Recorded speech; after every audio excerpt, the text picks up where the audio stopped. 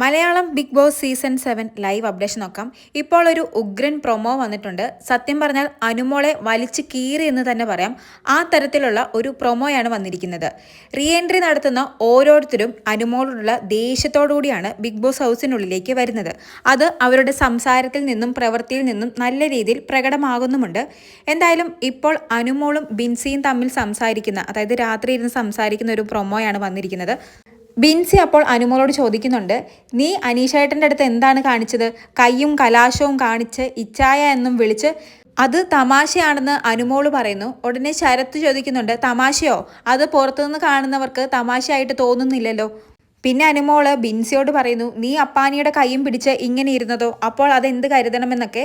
അതിൽ അക്ബർ കയറി ഇടപെടുന്നുണ്ട്. ഒരാളുടെ കൈ ഒരാൾ പിടിച്ചെന്ന് കരുതി നിനക്ക് എന്ത് തോന്നാനാണ് എന്നൊക്കെ ചോദിക്കുന്നുണ്ട്.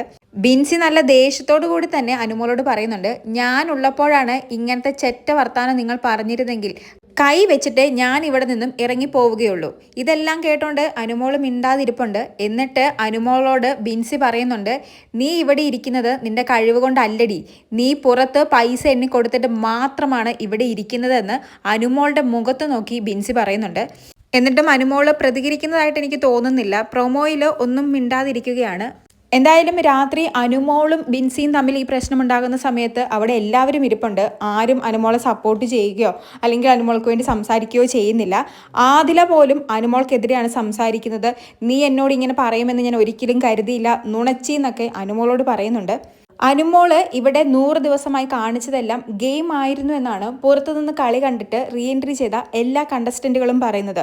അതുകൊണ്ട് തന്നെ ആദിലയും നൂറയും ഇപ്പോൾ അനുമോളോട് വലിയ അടുപ്പമൊന്നുമില്ല. എന്തായാലും ഇന്ന് രാത്രിയിൽ അനുമോൾ ബിൻസി തമ്മിലുള്ള വൻ യുദ്ധം കാണാൻ സാധ്യതയുണ്ട്. അതിനായി നമുക്ക് ലൈവിനായി കാത്തിരിക്കാം. കൂടുതൽ ലൈവ് അപ്ഡേറ്റുകളുമായി വീണ്ടും വരാം.